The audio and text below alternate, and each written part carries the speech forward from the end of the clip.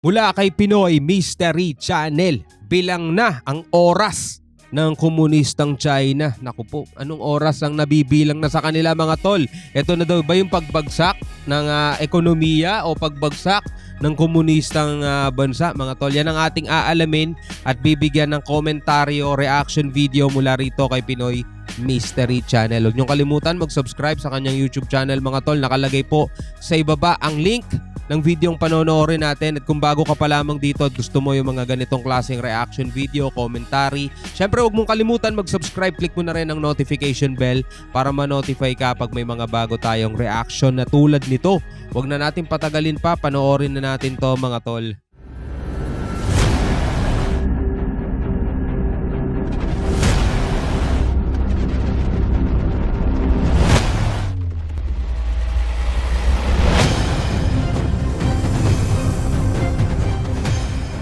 Partido Komunista ng Bansang China ang pamunuang nagasik ng lagim sa West Philippine Sea ng angkin ng teritoryo ng haras ng mangingisda at nangagaw ng mga isla. Walang makapalag noon dahil sa ito ay ang may pinakamalaking hukbong pandagat sa buong mundo. Kapangyarihang tila walang katumbas. Hanggang kailan mangingibabaw ang lakas komunista? Siguradong magugulat ka sa malalaman mo na bilang na ang oras ng Chinese Communist Party sa mundong ibabaw. Nako! Mayroong mga naniniwala. Sa mundong ibabaw, bilang na ang oras mga tol. Pag sinabing ganun, parang may taning na no? So tuloy natin. At marami din namang naghihinala. Ang tanong, totoo ba?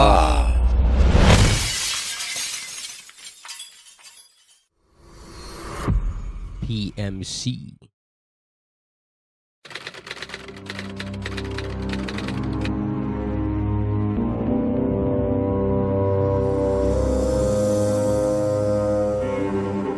Sobra na sa 100 taon mula nung simulang mabuhay ang kauna-unahang pamahalaang komunismo sa bansa ng Soviet Russia.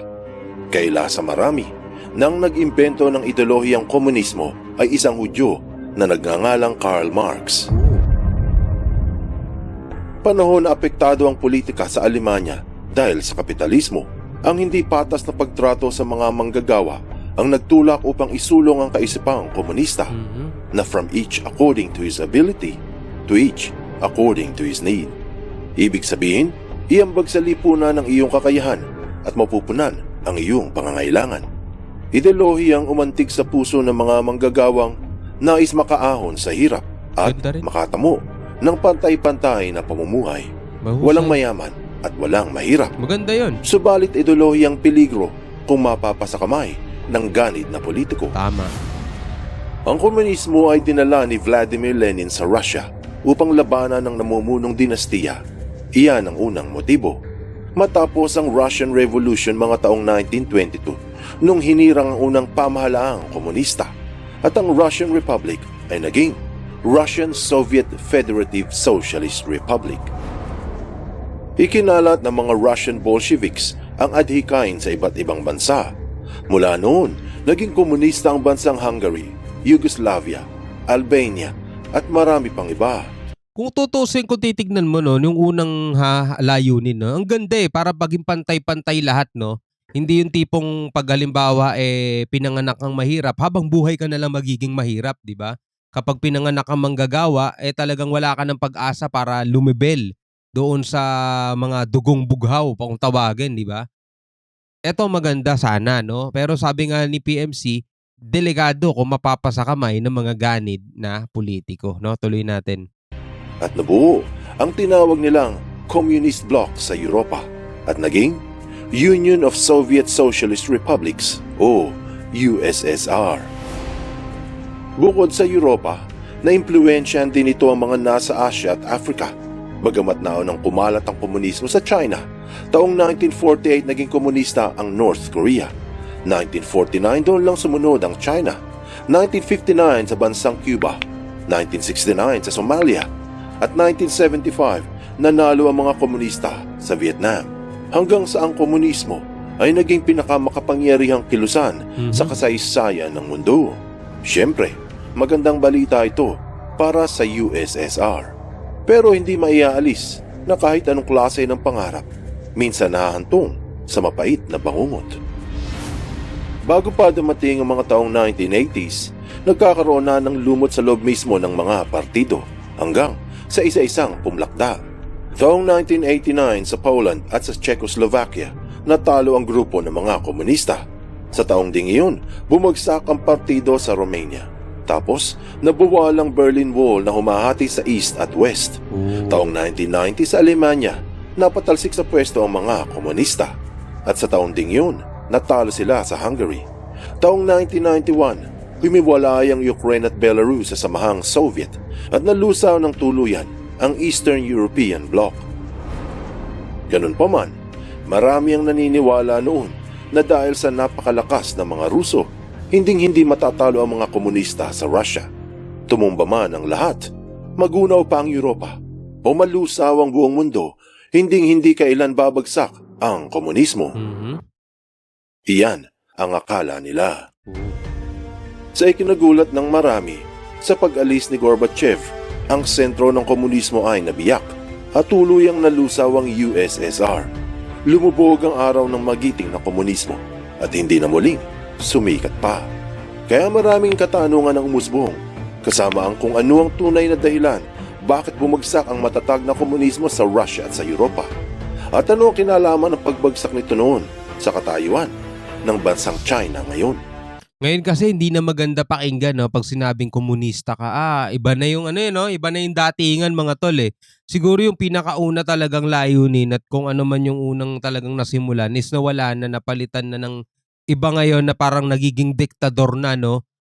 Wala na pantay-pantay, hindi na pantay-pantay, isa na lang yung nangingibabaw eh. 'Di ba nga dito sa bansa nila kapag nagsalita ka ng masama sa gobyerno, talagang mawawala ka eh, 'di ba?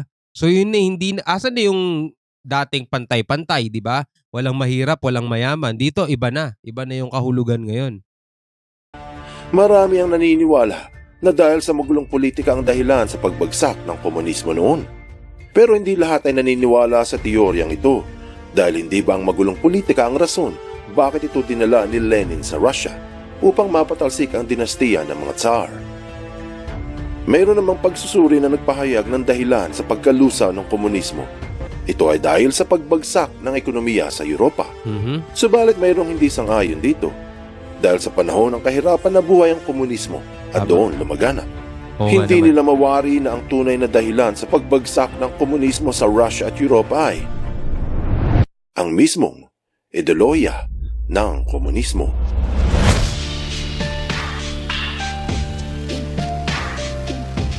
Sino nga naman magkakagustong ipagpatuloy pa yung ganong klaseng pamamalakad kung hindi na rin maganda?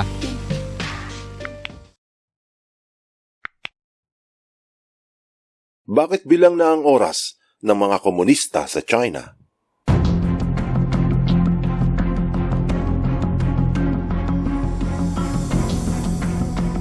Bago natapos ang taong 1991, ang dating pinakamalakas na samahan na sa ikalawang digmaang pandaigdig ay mayroong mga 11 milyong mga sundalo, pinakamakapangyarihang superpower noon sa mundo na tumalo sa mga Nazi at pinakamaimpluwensya na angat pa sa Estados Unidos, ang Union of Soviet Socialist Republics.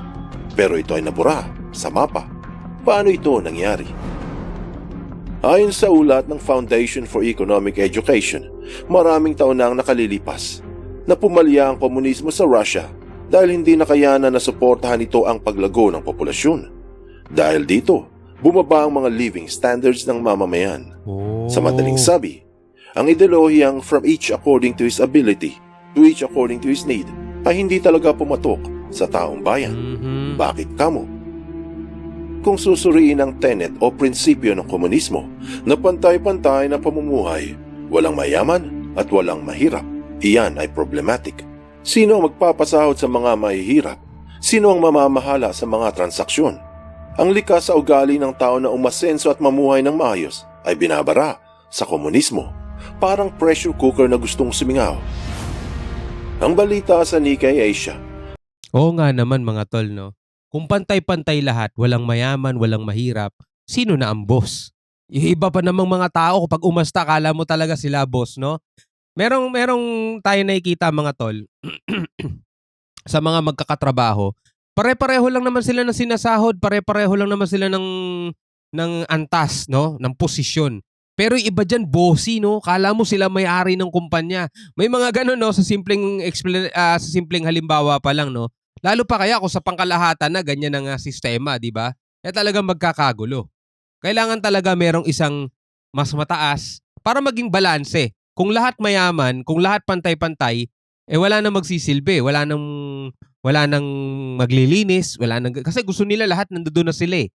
'Di ba? Kailangan pa rin meron talaga mga manggagawa, no? Talaga para balanse lang. Nasa sayo lang kung gusto mong umangat, pagtatrabahuan mo talaga, 'di ba? Hindi yung tipong ibibigay lang sa'yo ng wala, no? Tuloy natin. Na lumilisan paalis ng China ang maraming milyonaryo sa komunismo. Parang pressure cooker na gustong sumingaw. Ang balita sa Nikkei Asia na lumilisan paalis ng China ang maraming milyonaryo. Sobra nasa 10,000 mga milyonaryo ang nag-exodus dahil sa sobrang higpit ng mga komunista. At pumupunta ang mga ito sa mga bansang demokratiko. Kung talagang mabuti ang kalakaran ng mga komunista, bakit ito nangyayari? Siguradong mabubulabog ang iyong pagkatao kung sasabihin sa iyo na ang mga miyembro ng Partido Komunista mismo ay mga bilyonaryo din. Pero tinatago lang nila ang kanilang yaman sa ibang bansa. Sabi sa BBC, nahuli sa Panama Papers ang ilang pamilya ng mga miyembro ng Partido Komunista na nagtatabi ng pera sa bangko ng ibang bansa. Kaya kung talagang maganda ang kalakaran ng komunismo, bakit sa mga bansang demokratiko sila nagtatago ng pera? Siyempre, kasi nga dapat daw pantay-pantay eh. Hindi ka pwedeng makalamang. No? Pag makalamang ka, kukunin nila yung sobrang mo. Parang ganun ata, kaya sa ibang bansa na lang nila tinatago, no? Ang ulat sa World Inequality Database ng isa sa dahilan ng hindi pantay-pantay na pamumuhay ng mga inchik ay dahil sa mga mayayamang miyembro ng Partido Komunista. Hindi patas ang distribution ng kayamanan. Mantsakin mo, pati ang pamahalang komunista ay hindi kayang sunurin ang prinsipyo mismo ng kanilang komunismo. Tama. Na from each according to his ability, to each according to his need. Tapos, pinipilit nila ito sa naghihirap na taong bayan. Kaya marami ang naniniwala na ang ideolohiya ng mga komunista ay ginagamit lamang upang itago sa mundo ang kanilang korupsyon. Ang komunismo ay, di umano, isang front lamang. Hindi ba yan din ang sitwasyon ng New People's Army sa Pilipinas? Ang balita ng Philippine News Agency na ang mga pinuno ng CPP-NPA sa Pilipinas ay mga milyonaryo at ginagamit lang ang mga nalolokong gerilya. Isa pang dahilan kung bakit bumagsak ang komunismo sa Russia at Europa ay hindi lamang sa kayamanan. Ang pahayag sa history na tinanggal ni Stalin ang relihiyon sa Russia dahil sa mismong pahayag ng ama ng komunismo na si Karl Marx. Sinabi nito na communism begins where atheism begins. Sa madaling sabi, ang simula ng komunismo ay kung saan wala nang paniniwala sa Diyos. Ayan, ang mismong inventor na ng komunismo, ang ama ng mga komunista ang nagsasabi na nabubuhay ang komunismo kung walang paniniwala sa Diyos. At ito ang ginagawa ngayon sa China. Ang ulat sa Heritage na mas tumitindi ang pagtugis ng China sa mga relihiyon, pati brainwashing sa mga Kristiyano ay nagaganap. Gusto kasi nila yung tipong wala ka ng ibang katatakutan, wala ka ng ibang paglilingkuran, 'di ba? Sila na lang, hindi pa rin natalo ng kagustuhan na maging pantay-pantay, yung pagiging ganid sa kapangyarihan, yung pagiging gusto mo angat ka sa lahat. Ganun talaga likas sa tao, mga tol, no? Kaya kahit na ang ideolohiya nila gusto pantay-pantay, walang mahirap, walang mayaman, pero sila mismo, no, nagtatago sila sa kayamanan nila para masabing pantay mo lang kami. Pero sobrang yaman pala nila talaga, no, tinatago lang nila sa ibang bansa. At ayaw nila, no, may iba ka pang sasambahing Diyos, kasi ang gusto nila, parang sila na lang yung sasambahin mo, no? Sila na lang yung dapat mong katakutan. Kung pag-iisipan, maraming miyembro ng New People's Army sa Pilipinas ang naniniwala na may Diyos. Dahil base sa World Socialist website na tinanggap ng Partido Komunista sa Pilipinas ang relihiyon ng Katolisismo. Pero ito ay pinagbabawal sa komunismo. Bukod dyan, Saang bansa pumunta si Joma Sison, pinuno ng mga komunista? Hindi ba sa demokratikong bansa ng Netherlands? Kung mas maganda ang palakad ng komunismo, bakit hindi siya pumunta sa mga komunistang bansa ng China o North Korea? Oo nga naman. Bakit kaya? Food for thought. Patunay na ang komunismo ay hindi bagay sa pamumuhay ng tao ngayon na may likas na paniniwala sa lumikha at may likas na pagnanasa na mabuhay ng malaya. Tama. Mukhang hindi natuto ang mga Chino sa aral na nakuha ng mga taga-Europa noon na nung bumagsak ang komunismo, ang mga ito ay hindi na nagbalik pa. Kaya ayon sa mga eksperto, bilang na ang oras ng mga komunista sa China.